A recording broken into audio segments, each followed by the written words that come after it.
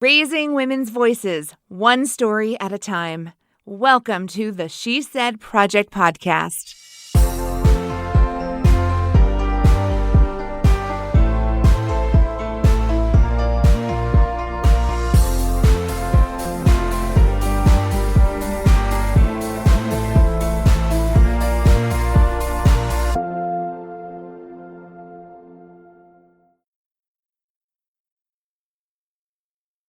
You know, even though we've been doing this podcast for over 100 episodes, I still really enjoy our opening credit music. Do you, Carrie?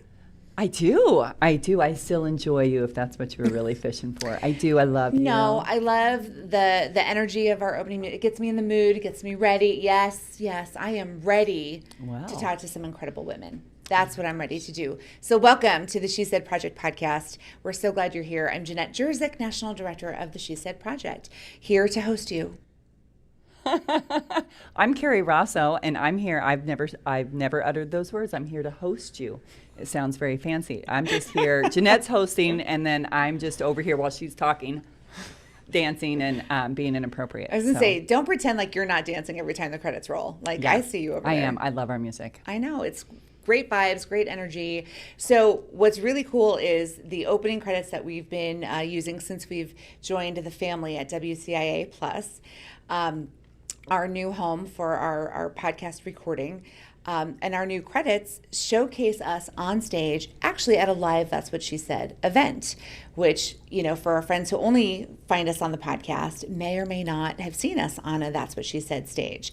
So we've been producing this show in cities like Champaign-Urbana, Bloomington-Normal, Illinois, Peoria. It plays in Peoria, everywhere from Columbia, Missouri, as far east as Lehigh Valley, Pennsylvania, Indianapolis. There's so many That's What She Said shows now, and it all started because, you know, you wanted to make the world a better place for your daughters. Well, I think that we just put a microphone in front of women. I think that things like, She Said was sort of born out of listening to my aunts or my mom and her girlfriends sitting around the table, talking and, you know, telling stories and rushing us out of the way so they can tell all the real stories. And I think that's why it's in so many cities, because it resonates with women. Yes. Real talk, saying things in a raw way in spaces where women, they know the women, it'll land. They know the women will laugh, or the women are going to say, yeah, me too. And so I think it's just a matter of finding cities and giving them a microphone, because women are doing this already everywhere. This is true. We are capturing like what women are doing when they need to have a safe space. They need to talk to their girlfriends. They need to talk about real stuff, because the world's a little bit crazy right now. We're not going to go there, but yeah, we need each other. Women lift each other up, and I love the work that we do at the She Said Project, because the feedback I get again and again from women who go through the process, I needed this. You know, I feel a connection to the women I shared the stage with. I had an opportunity to reflect on my own life story. You know, it's powerful stuff. It really is. And I think, well, we always say, like, it's just as powerful to get up there and tell a story as it is for the people to hear a story. Yeah. So I always love seeing pictures like the night of the show. I like to go home and I'll say research on social media, but I'm stalking everybody that I know was there. And it warms my cold, dark heart to see groups of women like going out to dinner together or hanging out in the lobby or getting a beer, because I think that's exactly what we want it to be at the end of the day.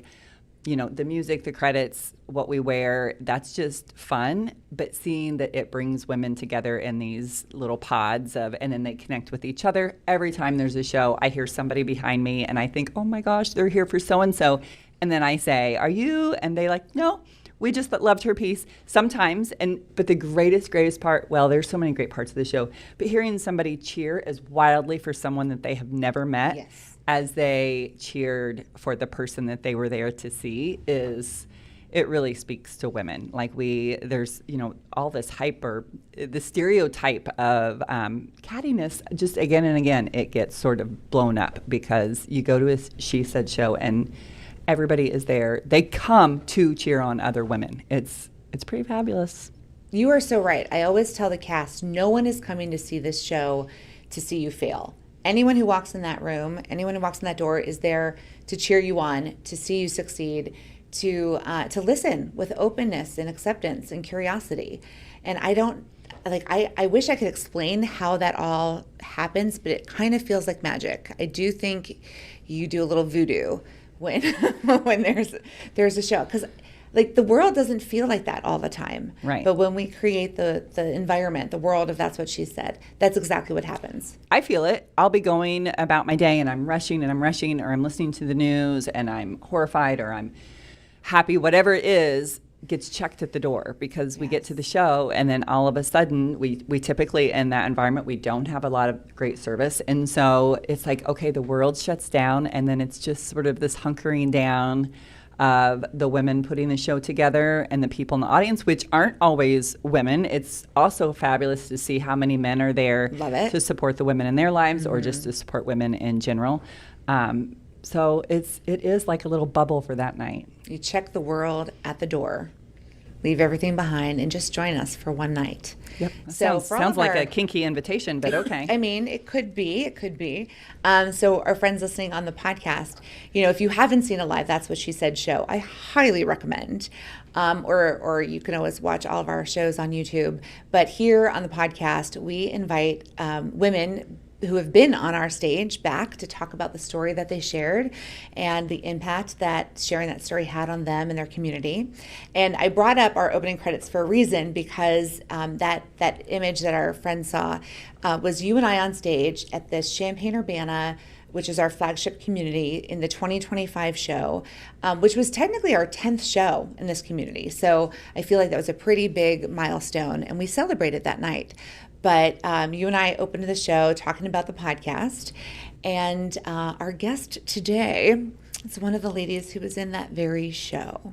And so it wasn't that long ago, but I'm so excited to have her back because I've missed spending time with her. So I'm just going to cut to the chase. Here she is. Callie Luttman's in the studio. Woo! Hey, ladies. I'm so glad to be here with you. Welcome back. Welcome back. You are forever in the She Said family.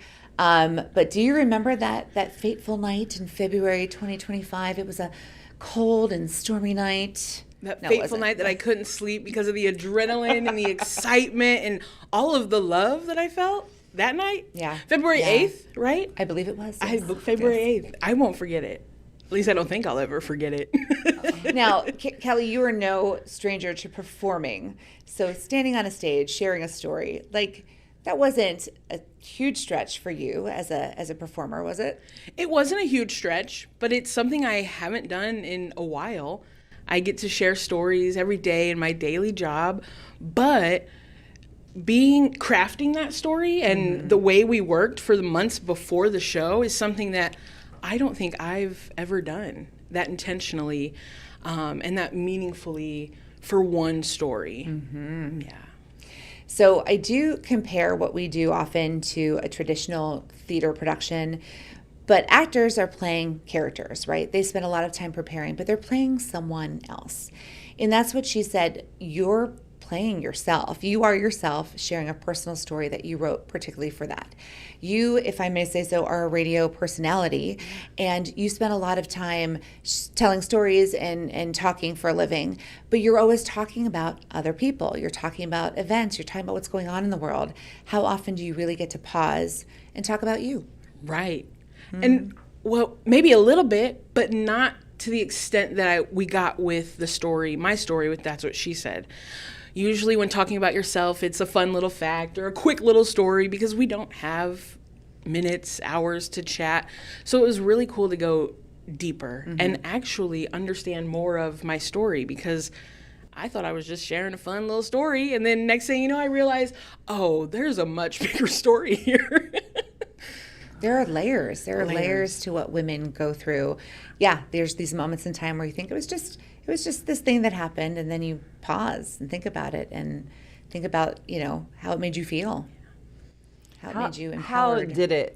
How was the process of sharing? Because I specifically remember when we were just sort of brainstorming ideas and you had a lot to talk about other women in your life, which is often one of my favorite things, because I think that so many awesome women are always giving props to the women in their life. And while they were fascinating stories, it took a little while to get to what you were going to tell to celebrate you. Was that hard? I think so. I think it's kind of difficult to get to the core of what you really want to say. For me, I want to like dress it up, make sure it's funny and entertaining, and that necessarily wasn't the goal with That's What She Said. And it took me a while to realize that. It took me a bit. Kind of let go of that goal. Yeah. And just be. Now, you're really dive into the naturally story. entertaining and funny and enjoyable. And I just want to hug you all the time. I know you get that a lot. But I feel like we're not letting in our guests into what we're talking about as much as we could if we showed them your story or let them listen to your story that you shared on that dark and stormy night. Just kidding. But we're going to take a quick break, and when we come back, we're going to share your performance from That's What She Said. I'm excited. All right, here we go.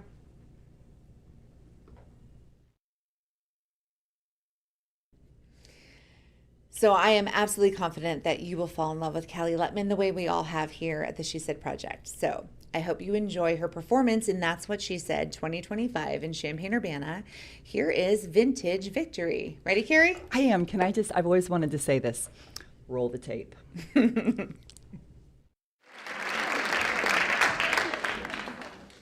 I've always lived in a large body. There's not a moment that I don't remember being tall and thick.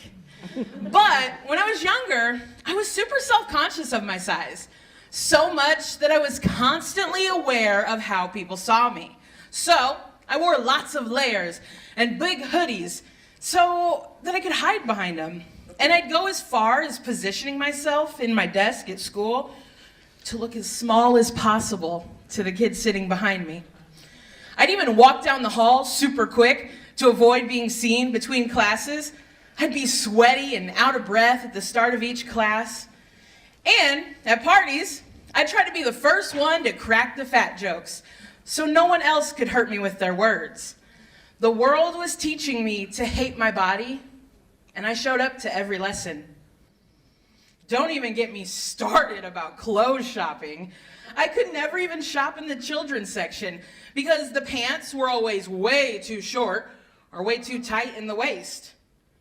At 8 years old, I dreaded going shopping for new clothes because while other girls went to Aeropostale and Justice, my mom took me to Fashion Bug. Anybody remember Fashion Bug?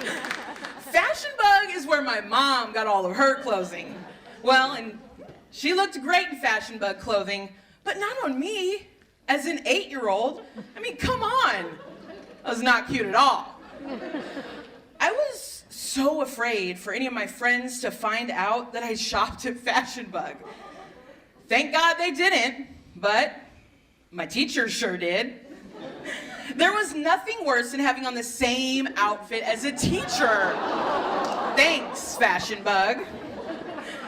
To say the least, shopping has never been fun for me. It felt like work to find clothing that I liked. And many shopping trips ended in disappointment and feeling even more insecure in my body. But by the time I was in college, a lot had changed in the relationship that I had with my body. I started to own my body. I figured out that the world we lived in created the lens through which I was taught to view my body. So I started to fight back. I fell in love with my body. She deserved to be seen out in public. So I would take my body to yoga class, deepening the love that I had for this vessel. The newfound love that I had for myself led me to tear off the extra layers that I hid behind. I was working towards feeling better in my own skin. And when I looked in the mirror, I actually liked what I saw. The girl I saw was fat, with a P, pretty, hot, and thick.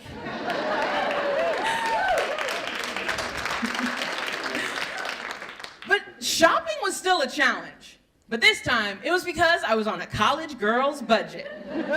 So it was a serious splurge when my friends and I would go shopping at thrift stores. Now, thrift shopping is its own challenge. It's already hard enough to find new plus-size clothing, but secondhand might be easier to find a needle in a haystack. So while my friends would dig through rows and rows of cool secondhand clothing, I would tend to wander through the housewares, maybe make it over to the men's section, find me a chunky sweater.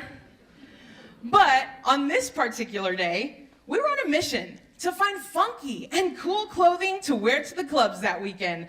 So I was feeling a little more daring than usual. Women's section, here I come. As I searched the rack, something caught my eye. I saw this silky, bright purple, vintage-looking jacket, and I thought to myself, it was beautiful. I loved it. It called out to me, and I said to myself, I need that jacket. But as soon as that thought came and went, so did another one. Something that cute couldn't possibly be my size. I was prepared to be disappointed, but as I looked at the tag, I'm sure everyone in the store could hear me shriek, it's my size! I hurried and put it on, and it fit even better than I could ever imagine. This moment felt magical. Buying that jacket redeemed my faith that big girls can have cute things. A few months later, I was on my way to my first music festival with my girlfriend. I was so pumped because at this time, I felt better than ever in my body. And I wanted to sing and dance and create more memories, feeling happy and free in my big, beautiful body. So I packed all of my favorite clothing items and accessories that made me feel like a sexy badass, including, of course, the jacket. Honestly, it was going to be the staple of my entire weekend. I could not wait to wear the jacket with all of the bright lights and funky music and take Instagram-worthy photos. When we arrived at the festival, we had to make several trips to unpack the car to the campsite in the dark. Later, as we're getting ready to change into fresh clothes for the night, I noticed that my luggage with all of my clothing and toiletries was missing. I asked all the campsites around me if they'd seen any luggage on the trail. I even checked in with Lost and Found. We gave up looking that night. Maybe our luck will be better in the morning. The next day came, still no luggage. My favorite artist was playing that day, so I was totally happy with being a hippie for the day and stinking just a little. It started to rain, a heavy downpour, but the show went on. We started to dance in the rain.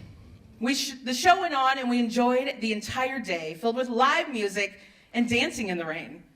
By the time we walked up that hill to our campsite, I looked like a wet dog who just got done playing in the mud. We got back to our tent and even it was flooded. So we made a plan to go to Walmart in the morning. When we arrived at Walmart, it was like the place had been ransacked. There was absolutely no cute, funky clothing.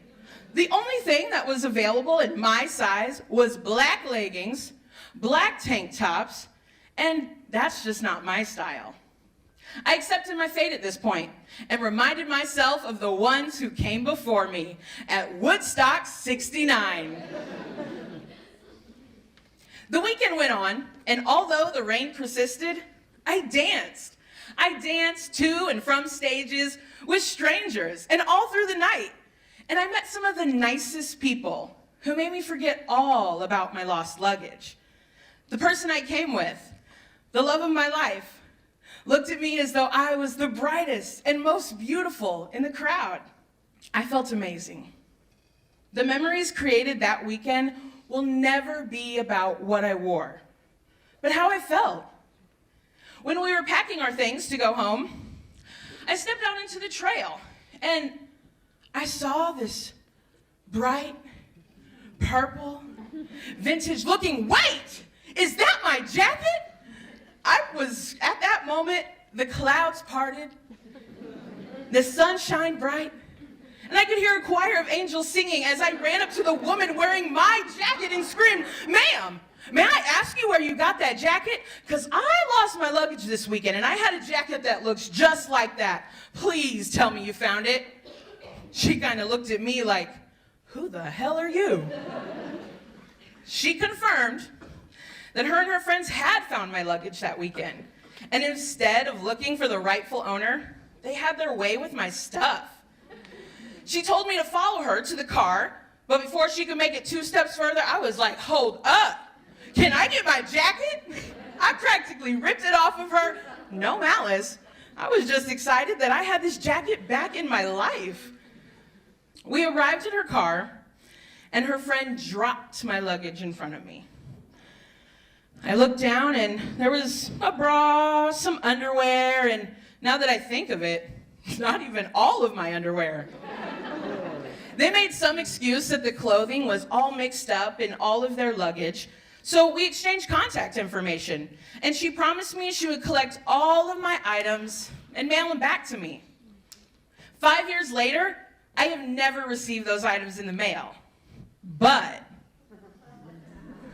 I do have my jacket. This is the real jacket. I am so happy this jacket found me again, because this jacket found me at a time where it felt impossible to love my body. It found me at a time when I was just beginning to find my style. I don't think about any of the other items that I lost that weekend. But I do think about the jacket and how it made me feel and how it made me feel without it. I realized that I deserve the best things in life. I deserve to feel good in what I wear, no matter what I'm wearing. I deserve to take up space.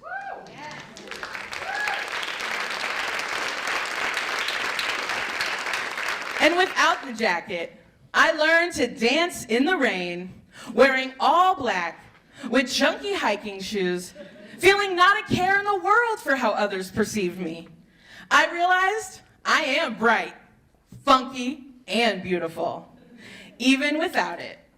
The jacket brought me confidence when I needed it most, but more importantly, I discovered my own beauty and the power that was within me all along. I just had to be brave enough to let it shine.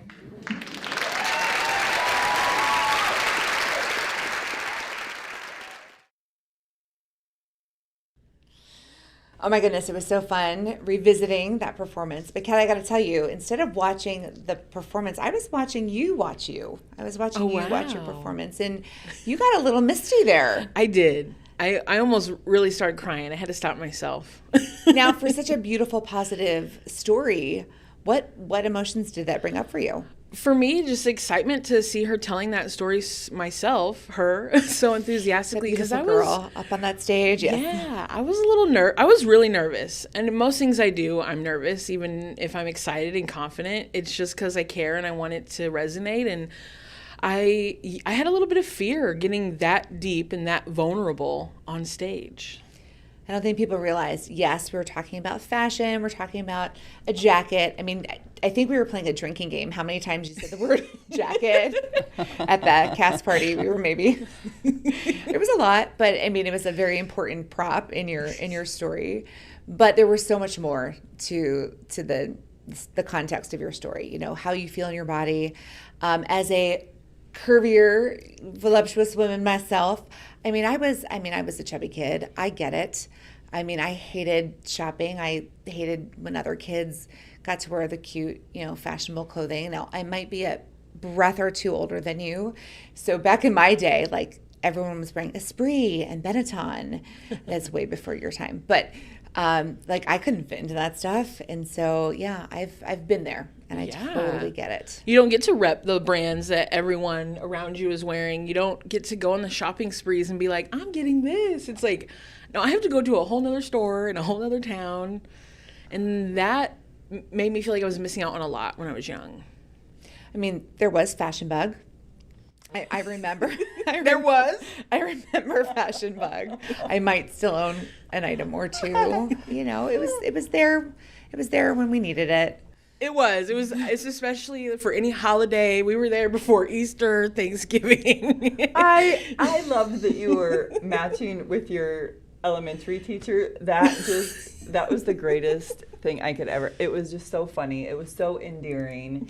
I just thought everything, and it was so great because the overall message of like, it's not the jacket, it's not the shoes. Yeah. It's like realizing that I feel like Dorothy from The Wizard of Oz, you had the power all along, Yeah. Those things can make us feel great, but it really is, within us, whether we have that jacket or some person borrowed it or found it, whatever.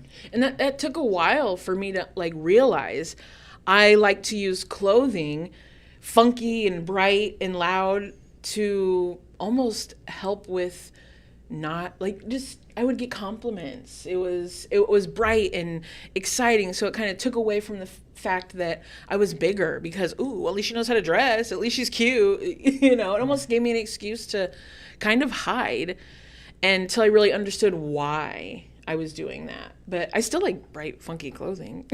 Well, you just make it work. I'm 6 foot tall, so what is a cute little, jaunty dress on a lot of women, I put it on and I look like someone's escort, it's like, oh, sis, but I'm like, I love it and I'm going to wear it as a tunic. So then what's a dress for everyone else becomes a tunic when, of course, elastic waisted leggings under. But realizing like we have the power. If there's something really cute, I'll find a way to wear it. Yeah, and feeling good feel yourself. Good. Yeah. Feeling good whatever you wear and however you wear it. Can we just talk about sizing for a second, though? Because I swear they're changing it on us. Like, I go to Target and get a 2X that used to fit me with. I don't know if I'm growing or the sizes are shrinking, but a 2X today, I swear it was a medium yesterday. I swear. Yeah, and I feel like it changed so quick. I feel like we were on this great trajectory of inclusive, like size appropriate, like sizing that we know matches our inches or whatever. And then it feels like it like kind of has started to go backwards again. I've personally noticed that. Okay. And I do think it has a little bit to do with what's trending in the world right now. There's a lot of, and I love my skinny girls too, but there is a lot of pressure again. And I'm like, where is this coming from? We might know, well, the Hollywood I think we should have a summit and the heads of like all clothing industries, like all of you just make a pinky promise. Like an extra large is an extra large is an extra large. An extra small is an extra small is an extra small. Because nothing throws you off as like, you're like, yep, that's my size. And then it looks, I'm in there fighting for my life trying to get on a pair of whatever it is. It's like, just don't trick me. Don't trick me. Just be my size. And everywhere you go is different. I mean, there's some places I shop where they don't go by small, extra large, XXL, whatever. They use the number system, which I think has helped me like to just keep it a number. Like I know my number, I know my inches, whatever. And then now there are plus size brands that will even do, you are beautiful. Or you're perfect, like no size. I'm like, come on, I just need a universal standard where I know what I'm gonna wear. Wait, those are the sizes?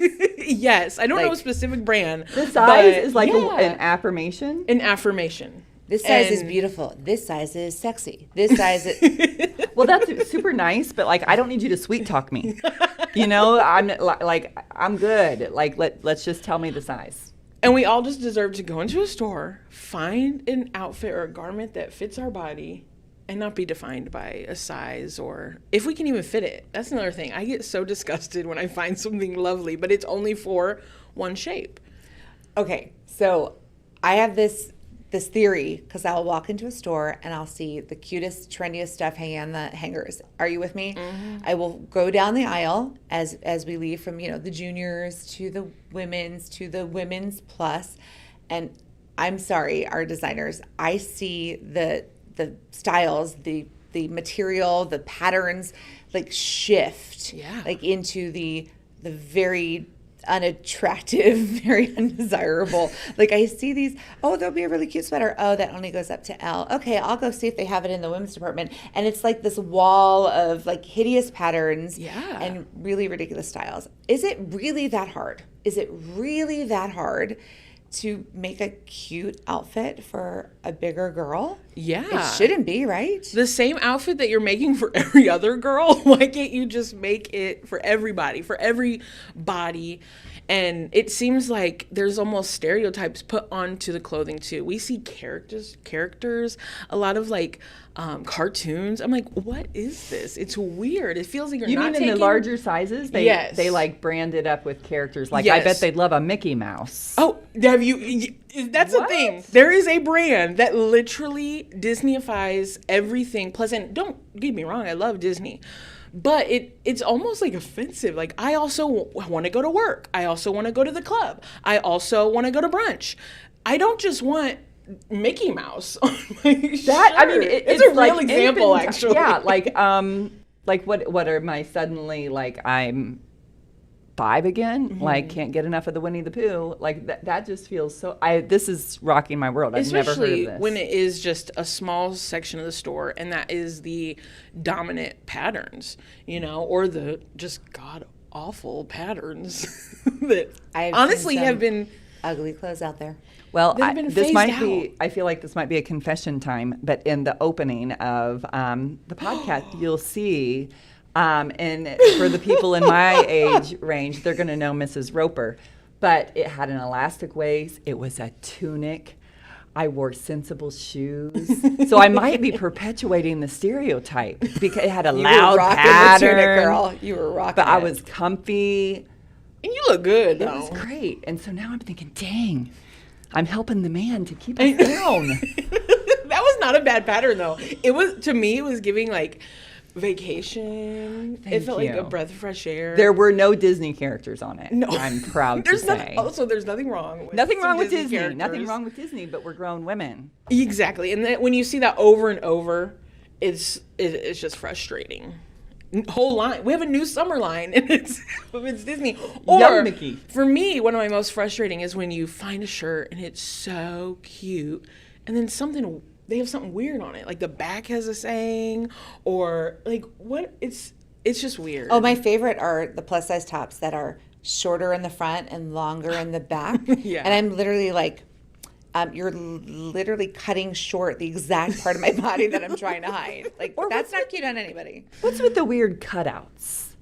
Because they're always like right at my flesh belt. Like, if you like really, you'd want to put a little cutout there. But I do appreciate the ones like my shoulder still looks good. Oh, yeah. And it's like a cutout of the shoulder, but then it just... They should only cut out and show off the parts that we want. Just my shoulder, maybe my elbow. Still feeling good about the elbow. So, Callie, I can totally relate to going shopping with girlfriends and, oh, no, you guys have fun. If you find something cute, show me. And I'll just wander along the side of the store looking at the accessories, because I know I'm not going to find anything. I don't even bother anymore. Like, why go through that? I try my hardest to stay hopeful and have fun and know that maybe this is not the shopping experience for me. But sometimes it gets frustrating and I'll like break down. For instance, even just pricing. I have a partner who is in straight sizes, and we will shop for her, and we can buy 5-6 outfits for $50-$60. And I'm like, yeah, great. I go to buy one shirt and it's $60. What's going on here? When some industries have even come out and said it really doesn't cost much more to create plus size. We just don't want to. So I'm going to confess, once upon a time, I did some plus size modeling for an online company when I lived in Los Angeles. No, I was hired as a plus size model. And I had some fun photo shoots. I will tell you that. Like, I got to rock some cool clothes and had some fun photo shoots. I still have one or two of the outfits from those days. That was a long time ago. But I learned some things. So plus size designers, they will sell online because they know that plus size women are more confident shopping online when they don't have to be seen in a store. And I learned some things I probably shouldn't know because they make it really hard to return stuff on purpose. Oh my. Because they think women will be embarrassed that if they buy something, chances are much smaller. I think the stats are, and I don't have all the right information, but plus size women will buy clothing and will be less likely to return it because they're embarrassed. Yeah. And so they use that strategy for sales. Okay, I'm going to rip the microphone out of the wall, and I don't want to, we've gone down a path here, so I don't want to be ragey, so let's get back to the show. Well, let's take a quick break. I had so much fun.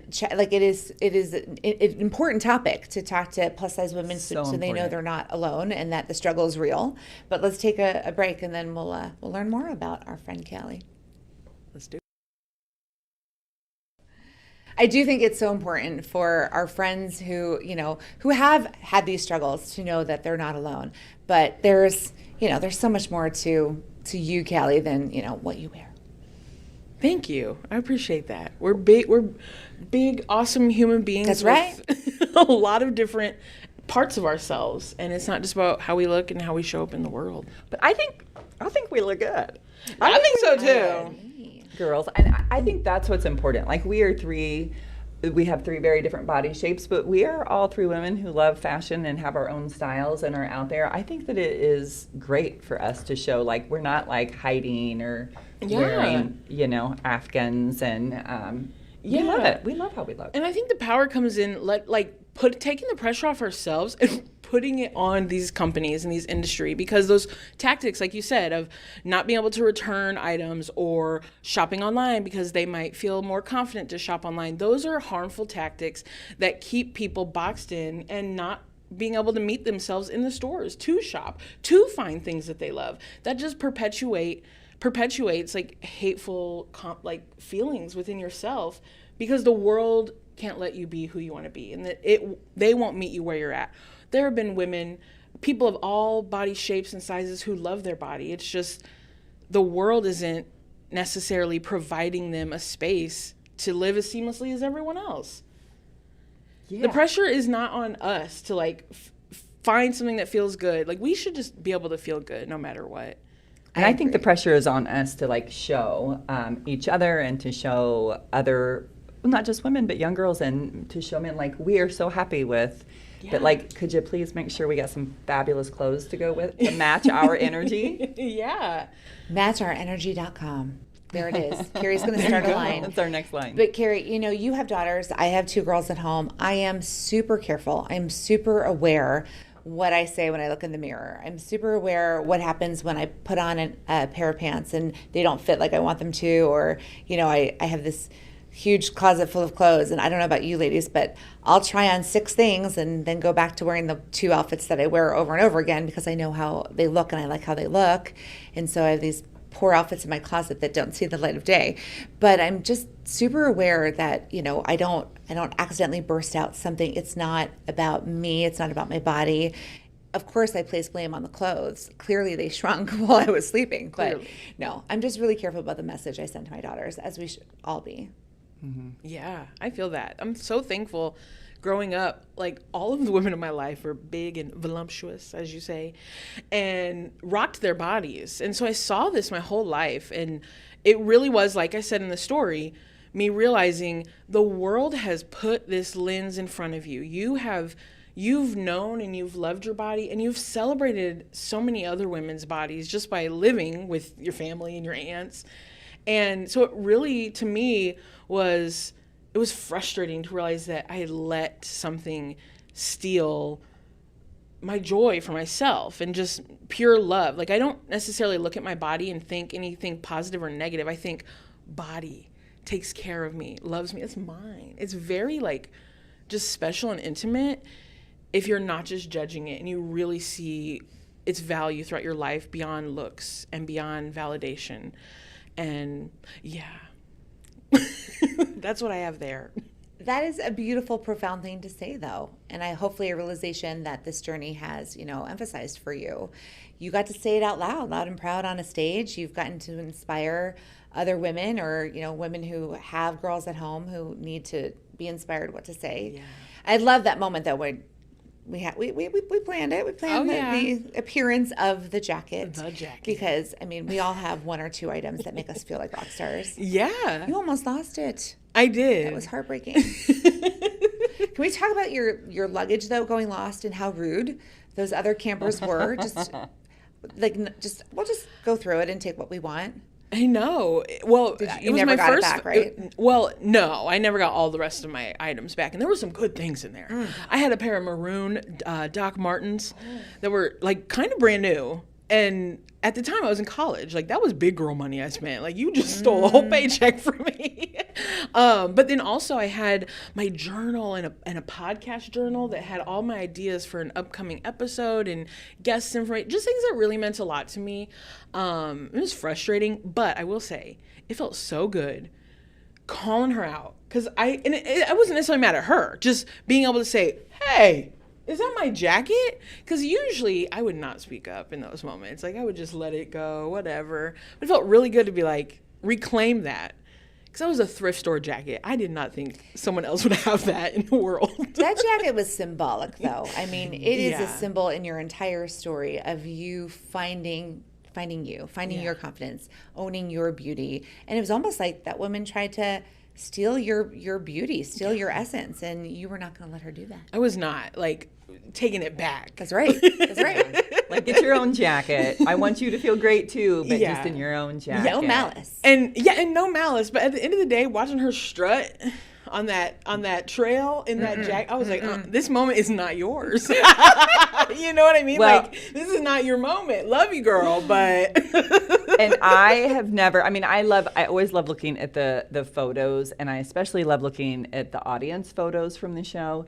But there were photos from, I mean, you had so many sort of mic drop moments, but there were photos, and you can see it in your video too. YouTube, go watch. But there are so many photos of people standing up and just going crazy for yours. And I thought, there it is. Like, it was just this fun story, but it was so much bigger than that. And I think so many people in the audience were like, yes, like it really resonated. And I loved seeing that reaction. I love that you witnessed that. Thank you for sharing that. It was really a gift you gave everybody that night. Well, I hope so, because I think no matter what size you are, how tall you are, whatever you look like, you deserve to feel powerful in your body, and you deserve to define how you feel. You know what I mean? Like, no matter, like, wherever you are, and being someone who's kind of in entertainment and in things where you kind of sometimes expected to like look a certain way, I make it my mission I want to feel comfortable. If I don't need makeup, I'm not going to wear it. If I don't need to add these certain accessories, I'm not going to. I'm curious, do you ever, so you're a radio personality, so people know who you are. Do you ever go to an in-person event and someone reacts to how you look in person? Has that ever happened? A few times. Yeah? Not as often as you would think, but there are still a few who have not connected with us on social media. One time, my favorite comment was actually a little kid. He goes, "Wow, Mom, they look a lot taller than they sound." And I just love that, because I'm like, do I sound not tall? I don't know. It was just funny. But yes, we've gotten even comments where people are mouth wide open, like, "Oh, you're Callie?" They've said the same thing to my host too. "Oh, you're and I'm always just wondering, like, what did you think I looked like? Open mouth, insert foot, right? All right, we're going to pause one more time here, and then we'll be right back. So, Callie, you were sharing with me that you really haven't been in Champaign-Urbana that long. No, 3.5 years this month. Well, congrats and welcome. But you came in, and you are well known in this community. Like, you jumped right in. That's head first. And I love how community-minded you are.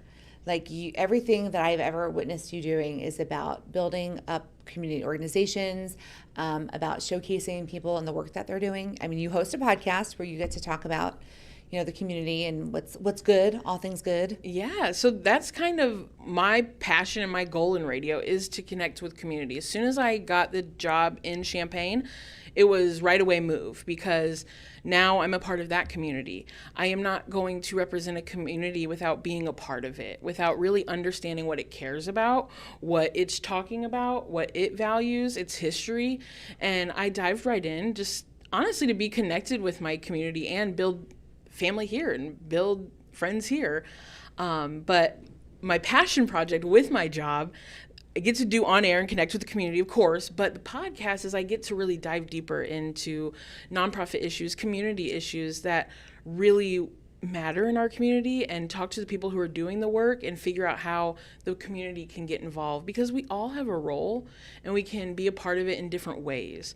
One of my favorite ways is use like what comes naturally to you. For me, it's a voice, whether it's uplifting you through the mediums of radio or helping you with emceeing or hosting. Like, use your skills, use what comes naturally to you. We might not all have deep pockets but we can do something.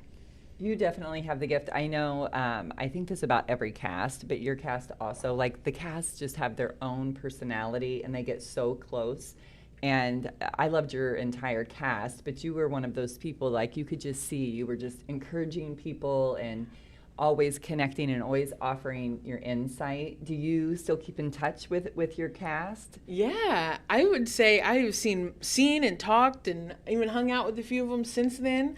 I'm really excited. I'll be hanging out with Gina soon. Yes. I've been able to collaborate on podcasts with Jalen. She has taught me things that have just really helped me in my personal journey.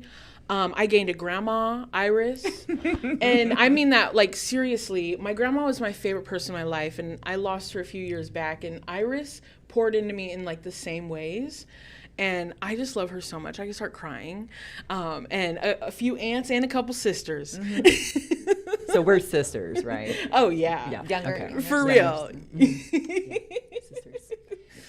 No, that's one of my favorite things about every show is watching the women connect and bond, and then watching how they stay in touch and watching how they, like, as a community builder, there's some movers and shakers in your cast. And so, like, you get to do your thing and help support the work that they're doing, whether it's, there's a lot of mental health professionals in your cast, and I am so proud of the work that they're doing. Oh, yeah. Loved it, needed it. And I don't know if there's like magic or some angels that you're working with, but I feel like you are bringing together people who needed each other specifically in those moments. I'm going to start crying, but I think every single person on the cast dropped like a nugget just through their stories before we even started writing our stories. That helped me heal a lot during that time, because I was going through a lot that we're not speaking about, and that's okay, but it helped me really dive into this project. And so when I look at them, whether it's in the community or on Facebook, I'm just like, oh, what a special person. They don't know how they impacted me or healed me, but they did. And it just felt like you guys are doing angel work. Like, how are you just getting people in each other's lives at the right moment, you know? We always say that each group of women, each cast is exactly who they're supposed to be. Like the exact right group of women just fall into place every time. And so thank you for validating that. Mm-hmm. I will ponder on that. But it does feel a little otherworldly. It's just, there is something special to how each cast falls into place. Yeah. There's no way around it. It's those invisible threads. Mm-hmm. When I see women that have been in the show or the cast, or I pass them on the street, or I see things they're doing, there is that, and I see that connection between them. And if I see something on social media, before I even look at the comments, I know their She Said sisters are in there like, yeah, you go, you got it, you were great, you were fabulous. And that is really that's where the bacon is the connections that you all have. It'll continue to grow. The stories will keep growing. So what's next for you, Callie? What's next? Right now, I'm enjoying the summer swimming as much as I can. Right now, I am focusing on really just feeling a little more confident in all of my projects. I have worked really hard these last 3 years to research, become a part of the community, do the work, and now I'm kind of trying to trust. I feel like I've been on a climb for a while, and now I want to be here and enjoy these experiences a little bit more and just keep doing what I'm doing, but just with a little more trust. So for someone who spends every day behind a microphone, usually you're on this side asking the questions. How does it feel to be on the other side? Whoa, it feels different, but it feels really good, actually. I'm like, I haven't had to think as much. I've just been able to be me, but it feels good, and it feels it's good to just take a moment, slow down, and share your thoughts without worrying about what anyone else is thinking and just being you. I feel like we need a Zen yoga moment here. Like, Yeah, I was getting ready to sing, and then I remembered that I can't sing. So I was like, okay, that would really ruin the moment. But it has been just so great to see you again and hear about what you're doing. And it makes me so happy knowing I love this community. So knowing that you are out in the community, it makes me so happy. Well, thank you, Carrie. That means a lot. And thank you for just all of your love and excitement and funness and quirkiness. Carrie is like the great aunt who just kind of visits and makes sure everybody's doing okay. Great Sprinkles a aunt, little not like magic. the great aunt. Yeah, she's like the The great aunt. Yeah, the great aunt. If the tunic fits, Carrie. I'm just kidding. Oh, it's true. Are you expanding your tunic collection anytime soon? Yes, I am. Fabulous. Yeah. Well, More tunics. I'll see you at Fashion Bug then. We can update our wardrobe. Party a at little Fashion They're Bug. like closed down forever right now. know. I hope. I know. Okay. Oh, I don't know. They closed Sorry, here in Fashion this Bug. community, but yeah. I more don't Fashion think I Bug for could do us. it. Honestly, I really don't think I could step foot back into a Fashion Bug. Well, thank PTSD. goodness you don't have to. But we're so grateful you came to play with us today, and we want to thank all of our friends and supporters for making the She Said Project so much fun as we celebrate women one story at a time.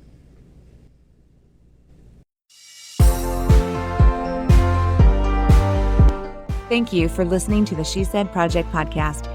All materials contained in the podcast are the exclusive property of the She Said Project and That's What She Said LLC. For more information on our live shows, go to shesaidproject.com.